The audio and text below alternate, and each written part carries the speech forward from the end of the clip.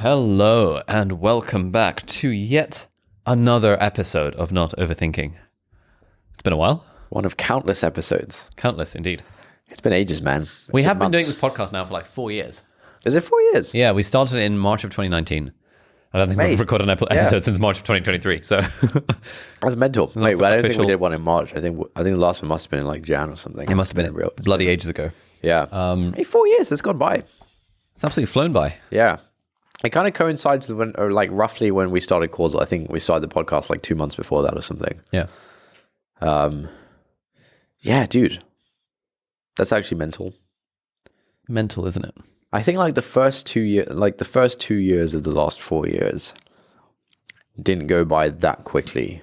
And then the last 2 years have just been like a blitz. How's it felt for you? March 2019. Would have been working full time then in my first job.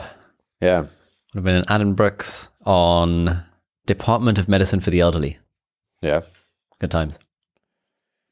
Those were the days. What about the time dilation? The time dilation. I feel like when I had a job, Yeah. time went by slower. Ah. I think. But also maybe the days were a bit more varied. Really? When you had a job? Yeah. Well, no, I don't know actually. No, the days are all fairly. I don't know. But I guess there's more time dilation as you age anyway, right?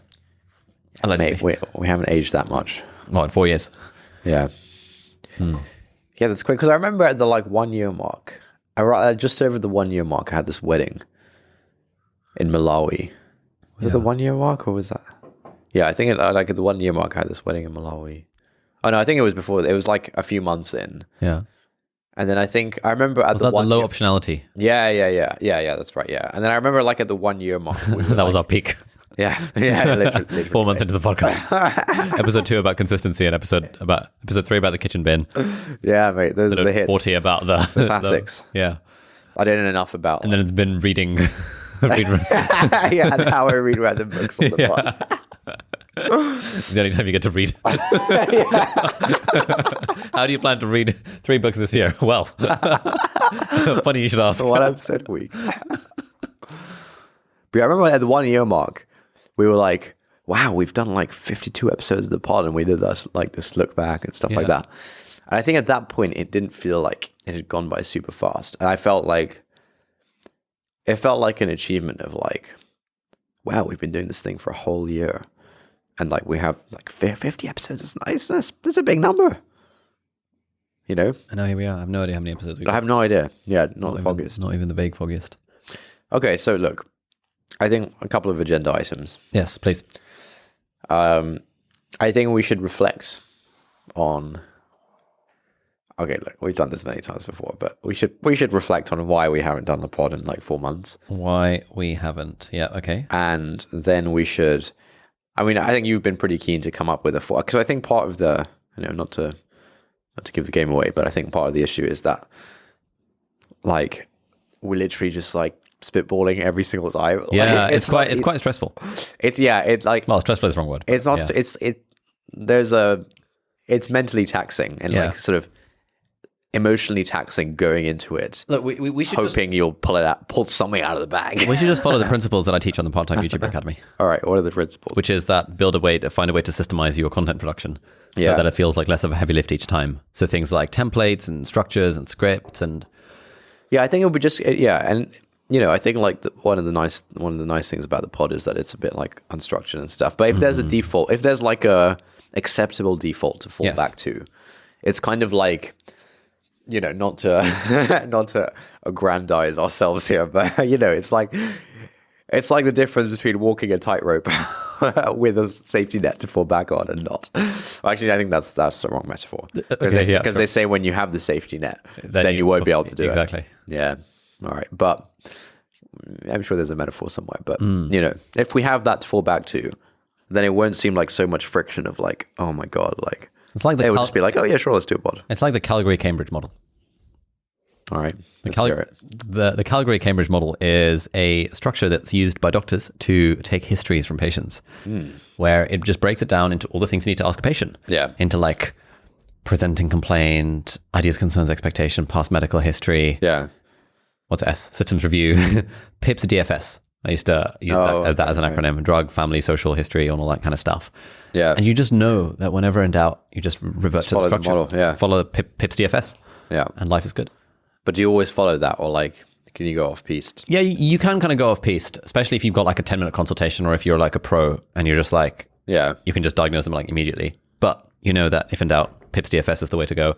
And certainly for the first several years of being a doctor, you just follow it because you don't want to miss anything. Right. You don't want to be the guy that like jumps the gun thinking, I know what's going on, and then miss out the fact that the patient is like blind or something. Right. But okay. So we need to find the format. So why haven't we podded? Sorry, AOB. Any other business other than agenda item number 1? Why haven't we podded agenda item 2, defining a default format?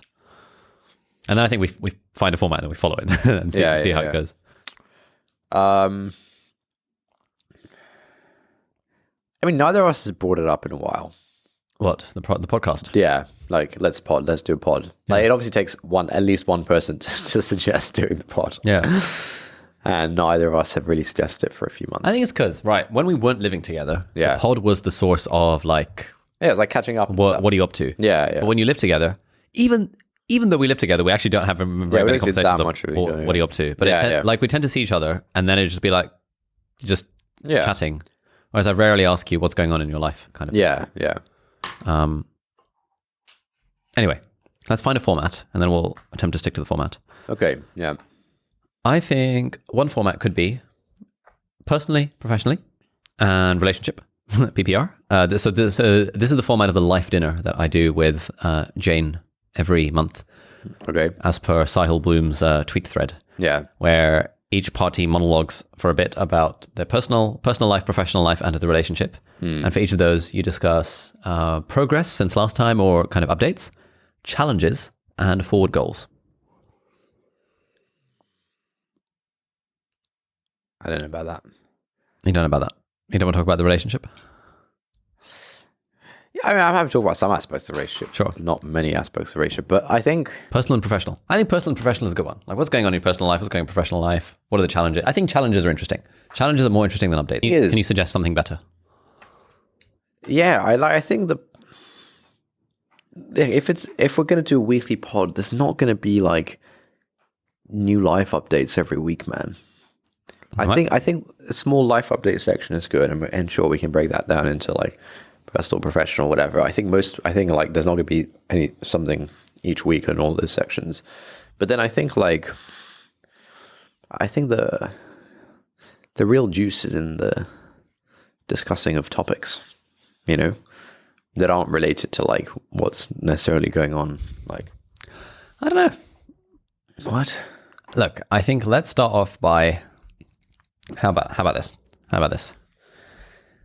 At the start, if one of us has a topic to propose, then we can propose said topic, and then we'll do the thingy quickly, the life updates very briefly, and then go straight into the topic. But if not, we can spend a bit longer on the life updates. No, but for example, the format could be like life updates for a bit, and then like discussing a tweet or something, or like.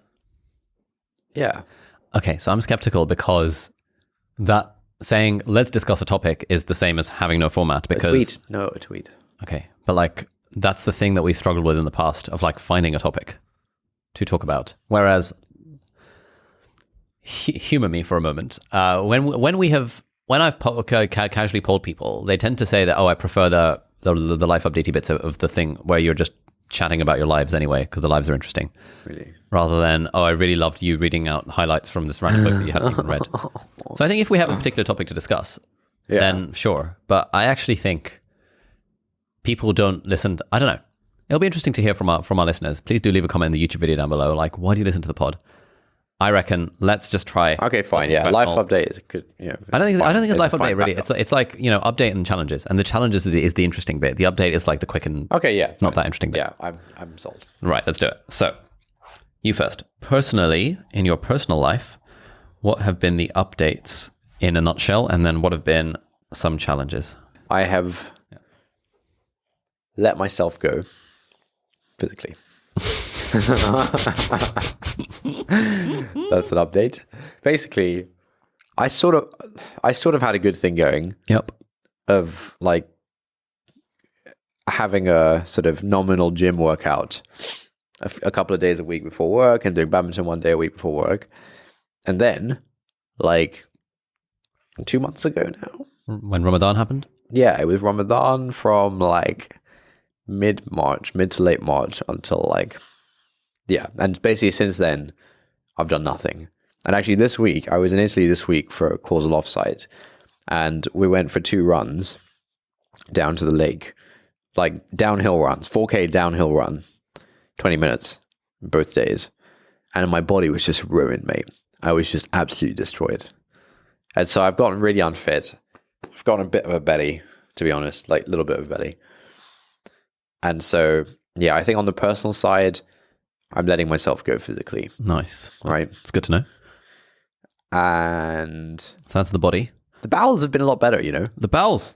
Excellent. Mate, honestly, like, yeah, I think maybe like Ramadan was a good like food reset or something. Yeah. Spiritual cleanse.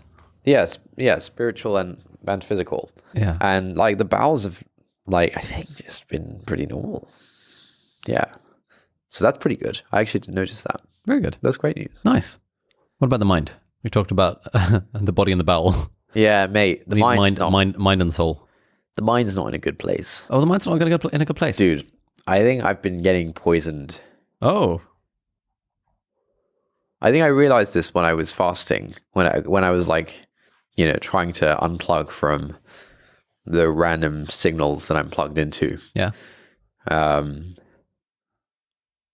And I kind of noticed like, oh my God, like all of the stuff, all of my default content that I see on Twitter and stuff like that. Yep. It's just absolutely poisonous. Okay. What do you mean?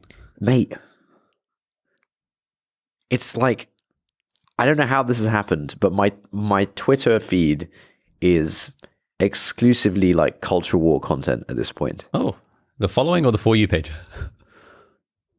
I actually don't go on the following page. I've never like actually gone on there. Mm. It's the For You page for sure. But I honestly, mate, I think the last 3 months, the algorithm's clearly been changing. Yep. And it's just like so extreme. Like I liked some like dog video a couple of weeks ago. And then literally the next minute there was like 3 dog videos in the feed. It's just gone like way over the top.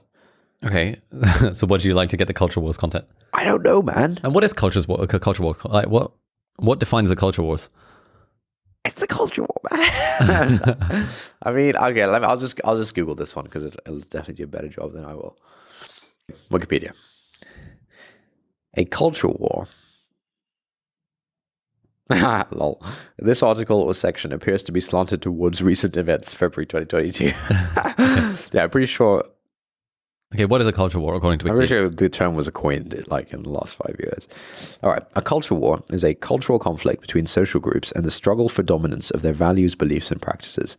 It commonly refers to topics on which there is general societal disagreement and polarization in societal values. Okay.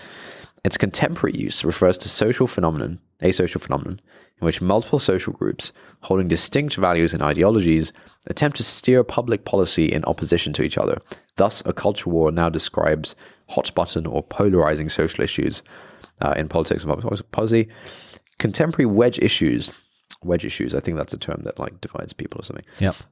Contemporary wedge issues in the United States include abortion, homosexuality, transgender rights, pornography, multiculturalism, racism, and other conflicts based on values, morality, and lifestyle, which are described as the major political cleavage. I've never heard that term before, mate. All right. So you've been seeing major political cleavage on your Twitter feed. Mate, my Twitter feed is nothing but... Right, we're going to carry on that bit. But yeah, like... Honestly, the US seems absolutely mental. I don't know if it's my Twitter feed, but so what sort of content do you see on your Twitter feed? Can you give us a flavor? Okay. Like, why don't you scroll through your Twitter timeline and just I'm sort not of going to read out. No, it's okay. God. You don't have to read it out, dude. Okay, but just roughly summarize what the genre of content is. Because I have no idea what's on your Twitter feed. Okay, fine. Okay, we're going to compare Twitter feeds. Okay, wait. I want to disclaimer. Do you remember that you've seen The Office, right? Bits of it, yeah. Right. There's a bit in The Office where Michael Scott forwards some like, I don't know, like nude picture or something to someone to like the office or something like that. And then HR like has a go at him for it. And he basically says, look, they call me the king of forwards. But what you've got to remember is I'm not coming up with this stuff. I'm just forwarding it. and then he says, you wouldn't arrest a guy for just passing drugs from one person to another or something like this, right? And so the thing to remember here, you're the king of forwards. I'm not coming up with this stuff, okay? Sure. And this is Elon is coming up. This is the For You page. This is not even people I'm necessarily following. Sure. And I think, honestly, at this point, a majority is not people I'm following. Okay, nice. Okay, so I'm going to scroll to the top. First one is a product update from a B2B SaaS product. Second one is a ship post to a VC guy who's quite funny. Third one is some, I don't know, pretty niche, like history, religion type. I don't know, someone's posted something. It's just discussion. Okay. That's pretty moderate so far. That's fine so far. Next one is philosophy tweet about Alistair McIntyre. Also fine. Here we go. All right, here it begins. All right, this is the gender war skirmish of the culture war. Okay, some guy who I don't follow. Right, I don't follow this guy. Some guy who has 2,000 followers who I don't follow. Yep. Tweets some stuff that would be pretty controversial about male-female interaction. Right. Okay. Kind of like red pill adjacent. Right? Red pill adjacent. Are you comfortable reading it out loud, or you think no, absolutely not? We don't want to poison the minds of the listeners. We definitely don't want to poison minds. Okay, good. Right. And then some other guy who I also don't follow, who has 11,000 followers, and his title in his like Twitter name is Sauna King. Seems to be into saunas. This guy quote tweets this 2,000 follower red pill guy saying, "Imagine being 40 and still, like." Being like this guy, like still wanting to like whatever. Okay, so he's anti the red pill. He's anti the red pill. But again, why is this skirmish between these two like lobies on my feed? I don't follow either of them. I have more followers than both these guys put together, and I'm not even big on Twitter. Like, why are these guys on my feed, mate? So, right, there were 3 reasonable tweets on my thing. The fourth one is a gender war thing. Yep. Right. Okay, the next one, 2,000 followers. Okay, this is from someone whose name is Pinko Scum, 2,400 followers. I don't follow her. She's tweeted some screenshots from some Facebook Messenger conversation about some other woman reporting her to the Forest Service and getting her fired. There's no reason for this to be on my feed, man. All right, next tweet is from the undercover FP&A guy. Good anonymous FP&A account. Pretty good. Next tweet is from a funny... Oh, actually, I don't follow this guy, but I've seen him a bunch. But kind of funny tech shit poster. Next tweet is from... Next tweet is like... Oh, yeah. Next tweet is someone quote tweeting the quote tweeter of that red pill tweet. Yep. Having a go at him. Okay. So this is the sort of content you get on the daily. A couple of tech tweets, AI. Next tweet is, okay, look, I do follow some culture war commentators. There's a guy called Konstantin Kisin who hosts a podcast called The Trigger Pod. And he kind of went viral recently because of a speech he gave at the Oxford Union about this house believes woke culture has gone too far. And he kind of had this speech that got like, just like spread like wildfire on the internet. Anyway, I follow this guy. He's got interesting takes on things. But okay, I'm kind of asking for culture war content by following him. That's fine. Next is sort of tech tweets from the founder of the Pillars app, Islamic Prayer Times app.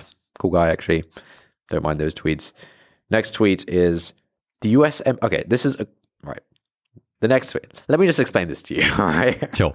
Please. This tweet is from someone I do actually follow him. All right, anyway, he's quote tweeted the US Embassy in Beirut. The US Embassy in Beirut posted some pictures of their new compound in construction. Okay. This guy's like he's an ex-diplomat, commentator, whatever. All right, he just tweeted about that. That's fine. Next tweet is a quote tweet of a video of, I can tell what the vibe of the video is going to be before even watching it, but it's like some culture war vibe. Like what skirmish of the culture war? I mean, just from like watching the preview of the video with no sound, I'm guessing what this is an elementary school teacher in the US, like teaching her classroom about, a divisive issue in the culture war. Okay. Cool. And this person has quote tweeted that video. This person who I don't follow has quoted that video, which was posted. Okay, that video was posted by someone who said, "We've reached a new low as a society." Okay. I don't follow that person. Yep. This person was then quoted by another person I don't follow, saying she needs to be fired immediately, as in the person in the video. Yeah. And I'm the one who has to look at this. All right. Yeah. So like literally 30%, 40% of my feed is people I don't follow having culture war skirmishes that I didn't ask for. Right? What's your feed? Let's see. ChatGPT. We invited our neighbor to do crafts with us. So fun. So glad I get to spend more time with my kids in the afternoon. Picture of someone doing arts and crafts. GPT-4. Culture war.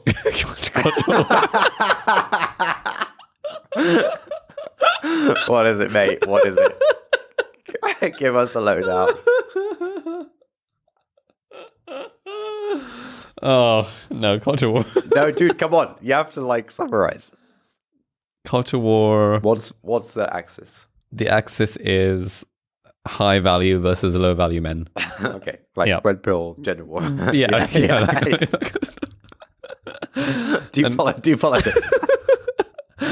I actually do, because I think he's funny. Then there's something about memorizing an IP address. Crazy clips. This is not culture wars at all. A woman urinates on the floor. Woman urinates on the floor to avoid leaving slot machine at a casino. Okay, that's kind of sad. Oh, Justin Walsh. Friday afternoons upstate are for cider and pizza. Have a wonderful weekend, you crazy solopreneurs. Wow. AI stuff. Standing desk. Golden handcuffs. If you're a creator. AI LLMs. AI. This is way better than mine. Oh, someone who I don't follow has quote tweeted someone who you also don't follow. Who I also don't follow. Who's saying a video? Never mind, maybe children do deserve the coal mines. We love, who is quote tweeting someone who says, "We love landlords," which is a protest called "We love land." This must be a culture war thing. Yeah, this is landlord versus anti-landlord. Yeah. Oh, class war. Classic video of Steven Crowder whipping someone. We're whipping a cow. Who's Steven Crowder? Oh, he's like a very right-wing guy. He's the change my mind guy. Oh, yeah. Okay. So that's cultural content. But do you follow? Like, I actually do. I think he's funny as well. Actually, wait, do I? Do I follow Crowder? Oh yeah, I do. Okay. Mate. Okay, I have no leg to stand on. Mate, what? We've got a clip of Andrew Tate boxing. Then we've got Jordan Peterson. How is Top G? I don't know. Yeah, I mean, I think he's been off the radar for a while. I've not heard from him since like last week when he claimed to have gotten poisoned. Oh, I didn't hear about that. Yeah, I saw the poisoning tweet. Well, then we have a Jordan Peterson entry into the culture wars. What are the statistics about the inflation rate? Aristotle's 3 rules of persuasion. Mate, low key, I think Jordan Peterson is like a true victim of the culture war. Oh, you think he's a victim? I think like he's clearly gone through a mental health spiral in the last few years. Yep. And I think all he ever tweets about is like culture war. Yeah. And it clearly like really gets to him. And I think he needs to unplug, mate. But yeah, look, basically the reason I brought this up is yes, your mind. I think over the last few months, it's just been clear to me that like my mind is just getting poisoned by this stuff, and I just need to get off Twitter. Well, Maybe. Well, no. Obviously not. And like the only thing that like makes me realize is when I ask other people like, yo, did you? Okay, like I'm not gonna say what it was, but today at dinner with you and Lucia, right? I was like, oh my god, guys, like, I think there's gonna be like riots in the US. Like, do you hear about that thing? And you guys were both like, what are you talking about? Yeah. And literally that thing has dominated my feed like the last 48 hours. And you guys haven't the foggiest of what it is. And you both go on Twitter, right? And so like... Mate, I get bloody ChatGPT prompts and worry that my job is going to get taken away by AI. Yeah. That's the bulk of my Twitter feed these days. And tweets from Dan Go about fitness, which inspired me to go to the gym. Yeah, mate. Anyway, look, I've started doing a cleanse. Very good. Like when I see a culture war tweet and it's from someone I follow, why don't you just unfollow them? Why don't you just look at your following page rather than your For You page? Yeah, you know what? Maybe I should try that. Why don't you do that now? Mate, the thing is though, mate, like the For You, the algorithmic feed used to be good, man. I used to be like until you cackling. started engaging with all the cultural stuff. I used to be like, I'd have so much funny stuff on there. I'd like screenshot these memes, send them to group. I don't see anything funny on my Twitter you've anymore. not posted any memes It's in a while. absolutely mental. Yeah, but look, basically, the Twitter, like the algorithmic feed used to be really good. I used to see like really, like I used to be like dying of laughter every time I was on Twitter. Now it's just like, mate, yeah, it's a genuine big problem. Nice. I used to love Twitter, man. Are we in updates or challenges still for you? This is a challenge, man. Challenges. Okay, so physical health is a challenge and mental mind. Body is a challenge and mind is a challenge. Yeah. What about soul? How's the soul these days? I think the soul was in a great place in Ramadan, man. Oh, yeah? Yeah, I think that like not eating and stuff, not drinking. I just like feel. I think the first couple of days were hard, and then once you get into it, I just feel like pretty zen. Yeah. Just feel like I think clearly. What about since Ramadan? Yeah, since Ramadan, like what's happened? So it was Eid, and then I've been away the last week. How's the soul? How are you feeling in yourself? Your spiritual connection, your creative fulfillment, whatever you want to define as soul. Yeah, I don't think it's like it's not bad. It's not good. It's like fine. It's like normal. Cool. Like average. I just feel like I haven't had enough space. What about hobbies? My hobbies. I haven't really done any hobbies in a while. Why is that? What are your hobbies? I play ping pong. I was liking the badminton that we were doing, but then it was Ramadan, and then traveling and stuff, and then kind of fell off the... Oh, we're doing team badminton on Wednesday. I've sent you an invite. Oh, really? Yeah. The team are here for our sprint planning. What time? 7. Yeah, okay, I can probably do that, yeah. Nice. Yeah, hobbies. I don't know, man. What are my hobbies? Oh, mate, I've been getting back into Pokemon Showdown. Bloody hell, that's still around. Wait, that's been the highlight. The highlight of the last 3 On the months. personal front in the last few weeks, I've been getting back into Pokemon Showdown. Just like in between things. While you're on calls. No, obviously not. Yeah, that's been really fun.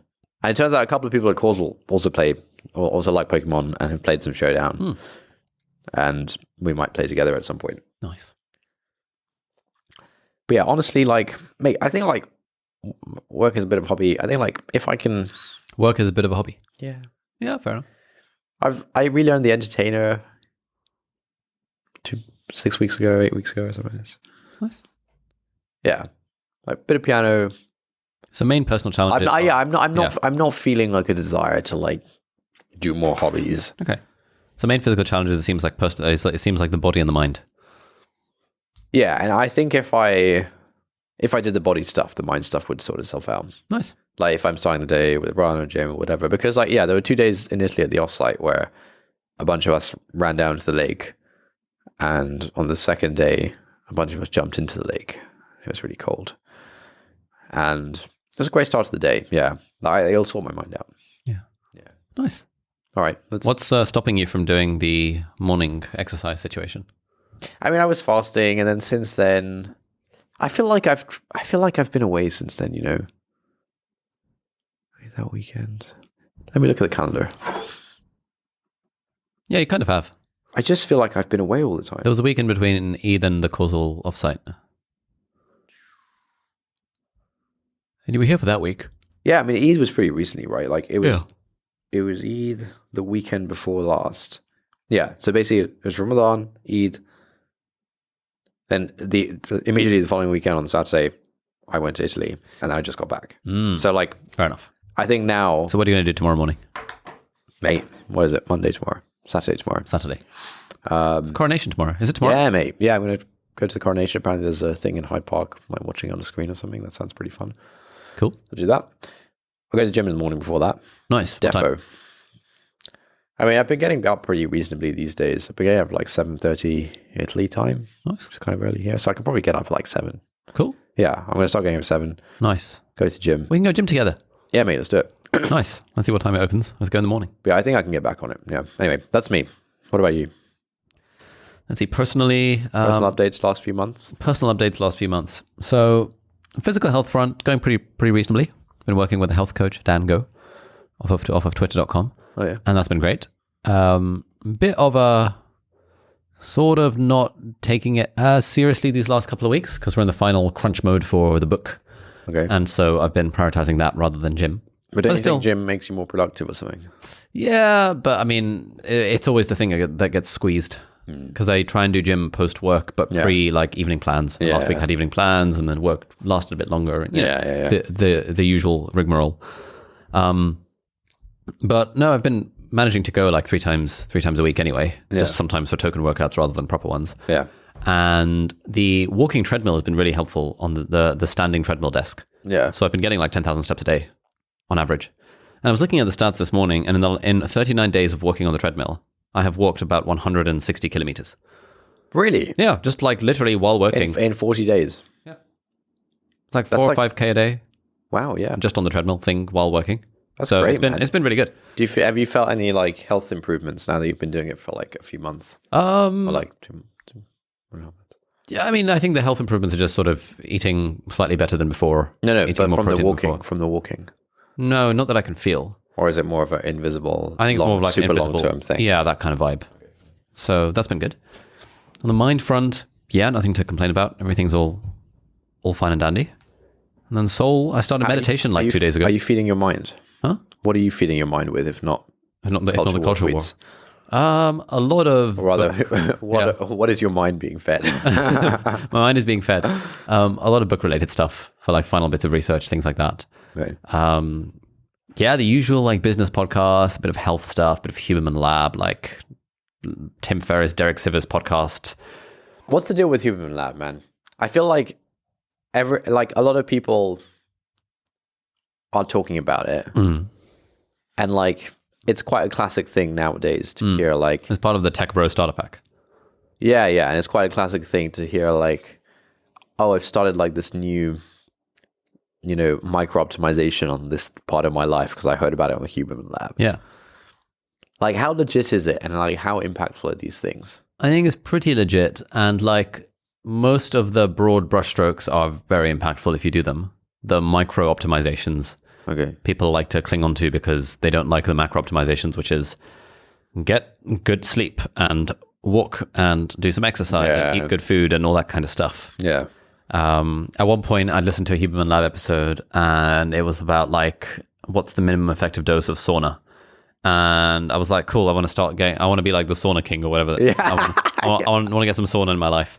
So, through work, we've got this private health insurance thing. We get 50% off at the local Nuffield gym. So I went to the local Nuffield gym to check out the sauna. Yeah. And I went with Jane, and I said to Jane afterwards, Jane, man, how many days should I really be aiming to, like, how much time should I really be aiming to spend in the sauna? Yeah. Like, are we talking like 4 days, 13 minutes? Or are we talking like 4 days, 17 minutes? Like, what's the deal with that? And Jane was like, are we? Yeah. Those are the numbers you said. Yeah, that kind of thing. Because I knew there was some kind of like, what's the minimum effective dose? And Jane was like, how about we start with once a week? And then we'll worry about the micro optimizations. I was like, okay, that's a good point. Yeah. And then I've not been to the sauna since. Okay. But I think my understanding is that's the level of Huberman Lab stuff. Okay, fine. Yeah. It's just quite dense. But yeah, mine's been broadly fed. I read a few good books. I listened to Lean In by Sheryl Sandberg. Oh yeah. Which is really good. Yeah. Just like really eye-opening. What's it like changed or like enhance your perspective on? I think just sort of appreciating a little bit women's more. Issues in the workplace. Women's issues in the workplace and stuff like that. Working on a video about it. I started working with an in-person personal assistant or executive assistant, which has been absolutely game-changing. Really? So Bob, one of our team members, who used to be doing YouTuber Academy stuff, but now we're winding down the YouTuber Academy. Her role was a bit like uncertain. Yeah. And then she let slip that her life's ambition is to be a personal assistant. Oh. And I was like, wait, what? She was like, yeah, I was going to apply for the role when you advertised it 2 years ago, but she already was doing YouTuber Academy stuff. Oh. And I was like, really? She was like, yeah, I just love organizing people and love organizing things. So she's helped me whip my life into shape. Really? Like we had a session going over my goals, setting goals for the month, setting up little like projects in Todoist, which has a Teams feature. One of the things that's been on the bucket list for the last 2 years has been to organize a creators retreat. Oh yeah, and you did that. And so last weekend, Bob organized a creators retreat. We went down to Kent. There were like 14 of us there. It was great vibes, super fun. And that would not have happened had Bob not taken the initiative to organize it because she saw it was on the list. Yeah. She's helped organize something that we're doing for my birthday. She's been sort of even kind of making sure like the studio is tidy and there is like now a drawer for my passport and IDs and all of that stuff. And she's been on holidays this last week because she was working super hard for the YouTuber Academy, and then that ended like last week. And this week, my life has slowly degenerated. Really? And like the desk is a mess, the studio is a mess. I feel like I'm not really on top of things like I was when she was around. Like, what's the biggest area of value? The desk, the tidiness seems a bit trivial. Tidiness, you would think, seems a bit trivial. It does make a difference, but like, honestly, the main area of value is just in having someone nearby who can deal with the micro things that are important or that are not needle moving, but in aggregate become like needle moving. Yeah.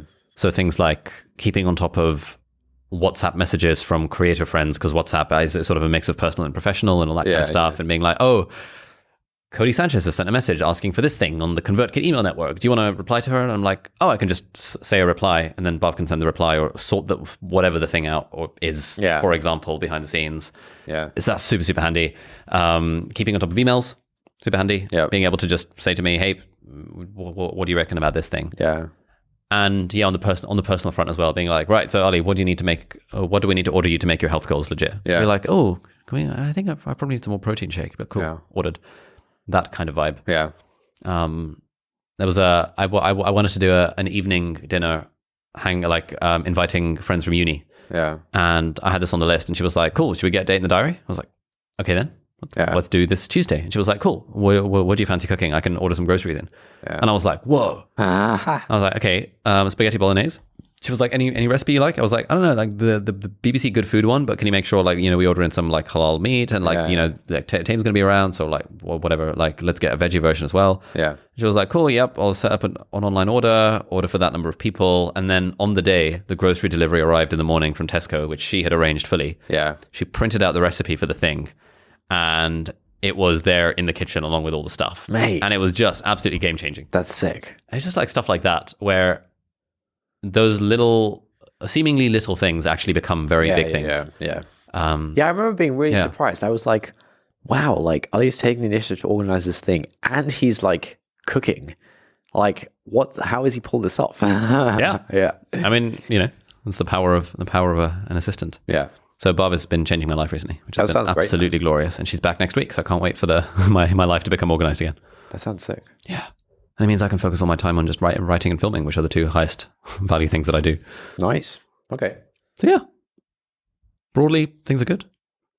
Things are good. How's the biz? So YouTube Academy just finished? Yeah. We decided this is going to be the final cohort of our YouTuber Academy. It finished. We crossed the $2 million mark in sales for YouTuber Academy. Nice. Did our first £1 million month in, I think, February. Sick. In terms of revenue. And it feels like for the first time in a while, all cylinders in the business are firing and are pointed in the right direction and in the same direction. So why are you not doing the part-time YouTuber Academy anymore? I realized after 2.5 years of doing it, it was kind of getting a bit boring. And also it's kind of stressful it's very stressful having a business where 50% of the revenue is reliant on like 3 weeks of the year for live cohorts. And I was being invited to do all sorts of cool stuff that I had to decline because of being online for Zoom calls, with a decent setup and that whole shebang. And ultimately, I asked myself the question of, if I won the lottery, what would I do with my time?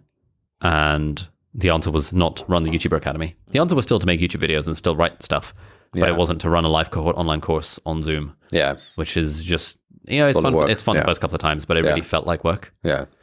So that was one of the main things that I was doing, where really the only reason to do it was for the money. Yeah. And I feel like that's not the decision-making framework I want to use anymore. So it's finishing, and we're turning it into an evergreen self-serve product. But that feels exciting because now we're now, for the first time, basically ever in the history of this business for the last 6 years, we now have an evergreen product that we can sell like throughout the year. Yeah. And that means all of our funnels suddenly start to make sense. Is it on sale now? No, probably in the next couple of weeks. Okay, nice. So building all the funnels and stuff, and then being able to see that, oh, cool, this is how many leads we're getting. This is how many sales calls we're booking, because we have a sales call thing now.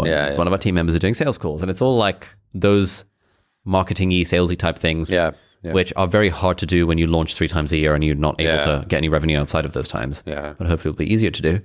And then, inshallah, fingers crossed, if that works out, that'll be the revenue driver for the business for now. Nice. And then, the content's going well. The book is in the last week. We're aiming to get it to sort of finalized next week. Mate, how many times have you said it's in the last week? I've said it's in the last week. It's been in the last week of the second draft and the third draft. Things go through 7 or 8 drafts. Okay. So we're now probably the final draft. The 7th out of 8. Really? The Google Doc is called almost final. So when is it going to be on the shelves roughly? Probably end of December / early Jan. Nice. That's not too far away. It's not too far away, yeah. And you've decided on a cover, sort of? Yeah, we've had a few designs back and forth, they're doing the whole design stuff. Yeah, we're also trying to do what I'm referring to as Operation Instagram. Okay. Which is where we want the book to look good on Instagram. Okay. Or really, if I'm showing B-roll flicking through the book, I want it to look like not just a wall of text. And so breaking up the text with pull quotes and with diagrams and with instead of formatting something as a list, formatting as a table instead, or instead of being 4 paragraphs, turning it into a 4-part flowchart, or that kind of stuff is now the final polish. And that's interesting. Yeah. Tweaking the copy of the headings in the table of contents, so that if someone just looks at the table of contents, it sounds somewhat clickbait, but not so clickbait. That kind of thing. Yeah. So it's just those final layers of polish that are being applied to it, whittling it down. It feels exciting now. Nice. I had a thought for the first time yesterday, which is this might actually be good. Really? Around around December, I was despairing because it was really bad, because that was when I handed in the first proper draft. Yeah, I remember this. Yeah. And then around February, I was like, oh, now that I'm seeing the edits, this could be reasonable. Really? And as of yesterday, I'm like, this could actually be good. Yeah. But there's still lots of work to do in the last week to really polish it. Nice. Then we'll see, man. Well, can you roughly summarize what's made it good now when it was despairing level in December? I think this is. I've spoken to a lot of authors by this point. They all say that the first draft is always really, really bad. Yeah, but I get that. But what is the difference? The difference is it a complete restructure? Is it just improving the words in the sentences? No, so it's more big picture stuff. Okay. So for example, the first draft had 110,000 words. Yeah. Where each chapter had 18 different actionable strategies and all that kind of stuff. Okay. Because I was so oh crap, we're not going to have enough material, that I over-egged it massively. And then the cut down version was actually, each chapter should only have 7,000 words. Okay. And therefore there's only room really for 3 big ideas and 6 strategies. Okay. So we're cutting out 12 of them. Yeah. Cool. Let's just keep the best 6. Okay. And everything else gets cut, gets restructured so that it makes sense. But it's kind of there was quite a lot of restructuring that was needed, because when you cut out 80% of the strategies from a chapter, the flow of the chapter may not necessarily work. Right. So you then have to rework some things. Yeah. And then you replace a clunky story with a better one. You do a little bit of research here and there to add out some bits or to really back it up. Yeah. And then after the sort of chipping away, you realize, it starts off with an interesting story. And then the first point is interesting. And the first strategy is interesting. And it just stays interesting. And then the second story is quite good, because we actually actively found a good story for that. Yeah. That story of reading LeBron James and how he does this thing on the court is that's a great story, which leads into damn, this chapter is actually not bad. Yeah. And then the final chapter I was working on last week, really kind of doing last minute stuff on that. And the final chapter is about alignment, basically how to figure out what to do with your life. Okay. And I tested out the material for the first time on the creator retreat. Yeah. Where I did a little session of like life planning session with the 12 people around the table.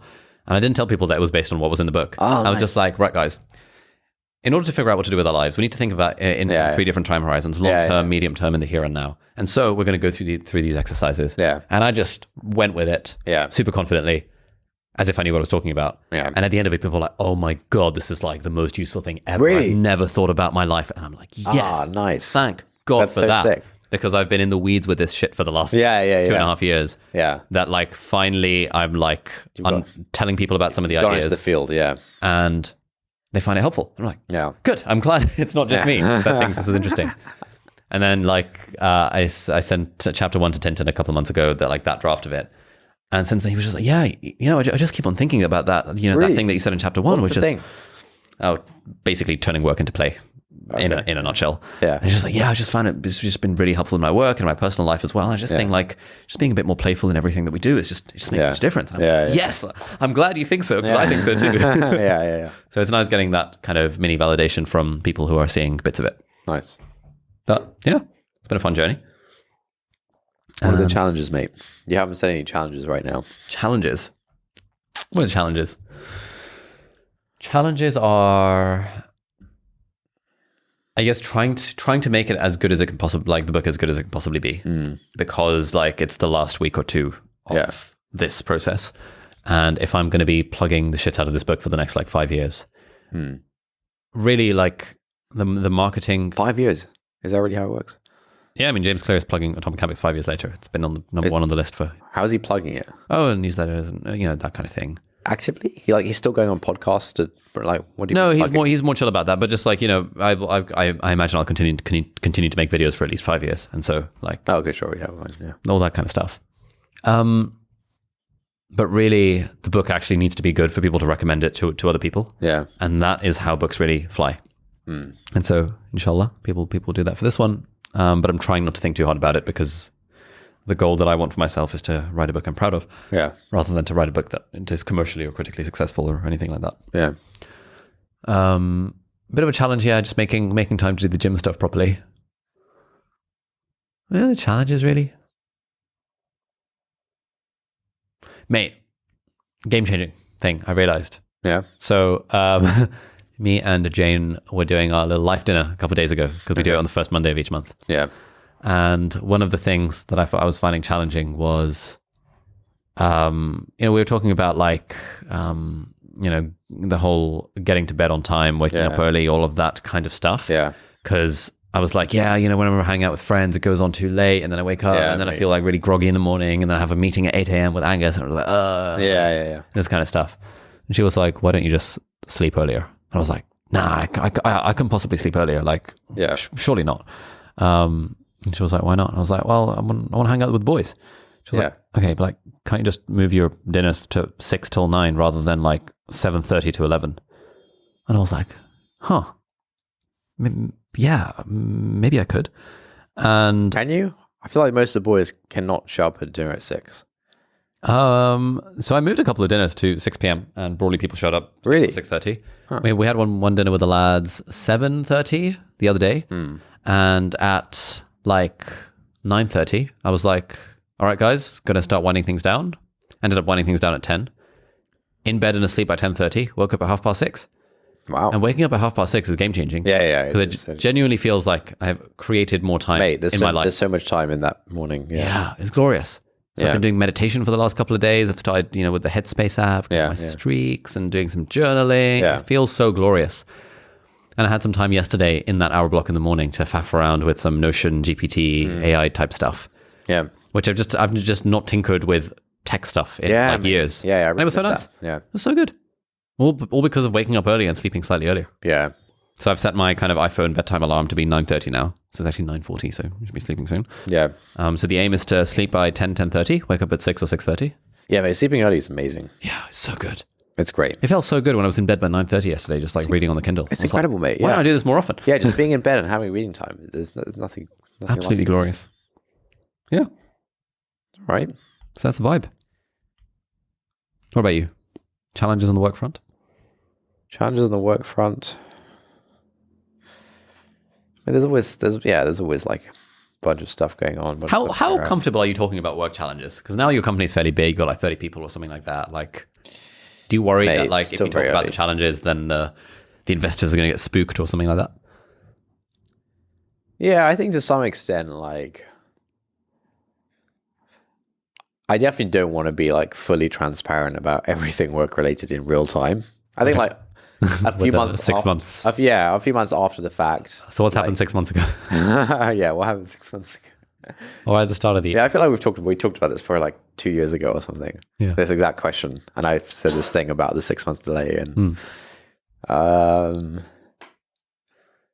yeah, recent kind of theme and kind of general challenge is just, you know, we're a fairly small team, we're like 30 people. And we're trying to do a bunch of stuff because, you know, we have this kind of vision to be, you know, this really general tool. And so, you know, the vision is very broad. And I think what we really need is to find like a singular focus that the whole team can push forwards. And just always have like basically a singular focus on one thing until that thing is like in a good place, then move on to the next thing, etc. Whereas I think what we've kind of been trying to do for, you know, a while is like multiple quite big things. Okay. And yeah, it's just harder to make like meaningful progress on multiple quite big things when you're a small team rather than like one big thing. Okay. Yeah, I think that's been a general theme. And I think the offsite that we had in Italy this week was really helpful just to kind of realign everyone and just hammer home this point about focus. And a lot of it is like down to obviously me and Lucas of, you know, setting the strategy to be more focused. And so, yeah, that's what we're trying to do at the moment.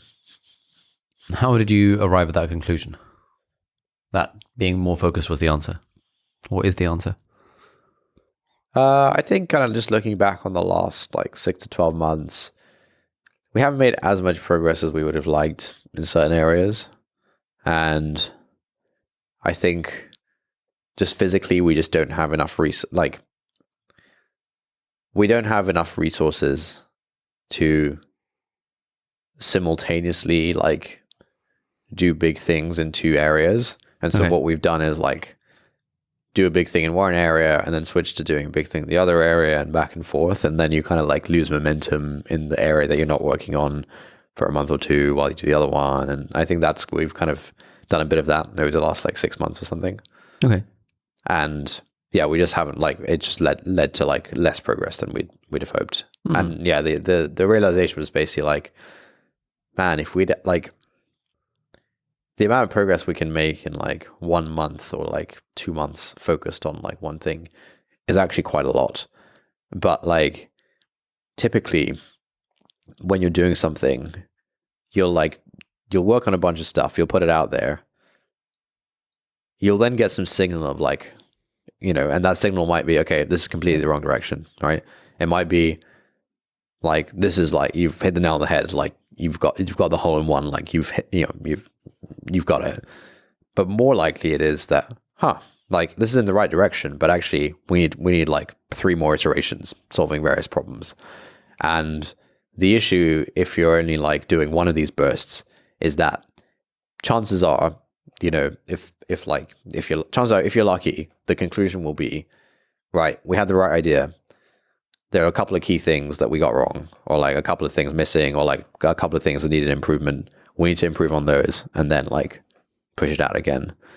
And if you're only doing like one iteration and then switching to a completely different type of thing, then like, yeah, you just end up making much less progress in both areas. So yeah, I think we've kind of felt that happen a couple of times recently. Okay. Yeah. I've really noticed that sort of thing with like the book project, for example, like in the lead up to Christmas when everyone on the team was on holiday and it was just the one thing that I was doing. Yeah. I just made tons and tons and tons and tons of progress just in a 2-week time period. Yeah. And even like on the level of an individual day, for the only thing I have to do on a given day is just book stuff. Yeah, you can get fully in that headspace and be like, oh wow, I've literally just sorted out an entire chapter. Yep. Whereas trying to do a little bit in the morning and then like film a video and then a little bit here and there in between meetings and stuff, it just ends up. Yeah. Yeah, and I think that the value, the like the headspace aspect of it is like pretty illegible, but that's where a lot of the value is. Where like, you know, for example, if we work on X for, you know, a month and then we work on Y for a month, and then we come back to X. You've like completely lost that headspace in that month. You then spend a bunch of time like figuring out, okay, yeah, where do we leave this? What were like the main things we like conclude, like you spend a bunch of time like picking things back up, and your brain isn't like thinking about that thing in the background. Whereas if you're spending 2 months on X, then all the while in the background, your brain and the 30 brains on your team or whatever are all thinking about this thing. And like, there's random ideas all the time. Like on Slack, every day, there's like random ideas for random things that are actually quite good. And so if those ideas are about like the thing you're actually working on, right, like right now, for like today, for example, I probably posted like 3 random Slack messages of random ideas related to some things. And I think they're pretty good ideas. We're just like I think for like 2 of those things, we're just not really working on it right now. And it's just like a random idea to throw out there. For one of those things, it is actually kind of a thing that we've been working on. And it's really useful to have that. But yeah, I think if you're in the headspace, like I think the trap is that like on paper, if you spend like, if you flip flop between 2 things, 1 month on, 1 month off for 6 months, you end up spending 3 months on each thing.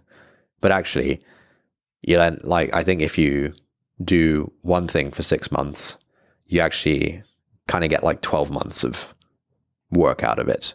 Because like you're doing the thing for those 6 months, and then like during those 6 months, there's also a bit of a flywheel effect of, generating ideas and like, yeah, the momentum piece. Something like that. Nice. Yeah. So what is the one area that you're going to focus on? TBD, but this is something we're thinking about. Okay. Nice. How does it feel to run this company at the moment? I'd say in the last few months. Yeah, I've been pretty happy on the work side in the last few months, I think. Yeah. Because before on the pod, we used to talk about how your calendar was a mess. And it was like, oh, mate, like... Calendar's way better now, yeah. I've got calls all day. I hate my life. That was the sentiment. Yeah, just looking at my calendar. So this week was the offsite, so that's a bit of an exceptional week. But on the average, like on an average day last week, or like an average day a couple of weeks ago, probably have like 4 hours of calls or something, and then the rest. Is that a lot or not very much? That's fine. I think that's pretty fine for me. I don't mind that. Oh, nice. Yeah, 3 to 4 hours of calls. It's like worse when they're spread out, but yeah, I block out the mornings, and a bunch of the team are in the US, so I typically don't really have any calls until after lunch. And then my afternoon is mostly calls, and then it's the evening. Calls with the team or calls with other people, or what's the deal? Mixture of internal, external, yeah. And it's pretty good. Yeah, it's pretty good. It's really nice having the morning, man. How do you feel about calls? One thing I've noticed is that being off, I've had some Wi-Fi issues at home and in Italy, and being off video just makes the call like much more fun and more productive, I think. Like I had an external call last week. I was taking it from this room and the Wi-Fi was being crap, and like said hi to the guy on the video, and I was like, hey, my Wi-Fi sucks, let's go off video. And then went off video, and yeah, just not having to spend like cycles thinking about maintaining staying composed and all of that kind of stuff. It really helps. It's like while I was talking to him, I was probably like doing like this, just like thinking out loud, just like whatever. I was just like in the zone, thinking and talking to him, and hopefully vice versa. It was really good. Yeah. Yeah, I've been thinking about the calls thing. I think I've kind of told myself the story that I don't really like calls, and that's worked nicely because I don't have very much time on calls at all. Yeah. But I'm thinking kind of from, a few months from now, once we move out of this place, I kind of want to do some traveling. And then what does the business look like as a hybrid team? Yeah. And you probably need more calls. Yeah. And then part of me is like, ugh. But then when I do calls are fun when like someone else is on the hook mostly. Like calls are less like, just use like a really basic example. If we have a call where like I'm trying to sell someone causal, it's quite stressful for you. yeah, it's like a much less fun call than like if we're thinking of buying some software and I'm talking to like the other software company as a buyer rather than a seller. Yeah. It's like fun. It's like, oh great, yeah, let me learn about this. Yeah, like I don't need to prep for this. Like, yeah, most of my calls are that kind of call. Yeah, that's great. Yeah, those calls are fine. Because I find like I had a call today with one of our partners thinking about getting into building software, and they were pitching a thing, and we were just throwing some ideas around like what's a cool productivity app we could build, and that was really fun. Yeah, it's like this call was fun. Yeah, exactly. If I'm in a call with our team and it's like our entire content meeting to figure out like how can we kind of improve our lead magnet process for our emails. It's kind of fun. We're just throwing ideas out there. Someone else is taking notes. I'm just drawing things on a Figma page and sharing my screen occasionally. Yeah, it could be good vibes. Yeah.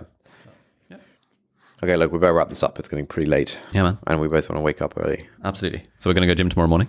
Gym tomorrow morning. Nice. What time? On the pod. What time are we saying? 7:30?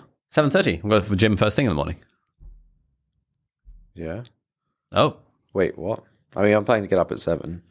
Okay. We can go at 8. I mean, it's a Saturday. Cool. Yeah, let's go at 8, sure. Fine. I'm planning to wake up at 6:30. All right. Oh, yeah. It's going to be good. So we'll 6:30, wake up, do my faffing around morning routine, maybe do some book stuff. Yeah. Sorted. Anything we want to end with? I feel like it's good to have a little ending. Yeah, let me find a tweet that isn't about the culture war. What is something that you're grateful for? Really? Nah. Yeah,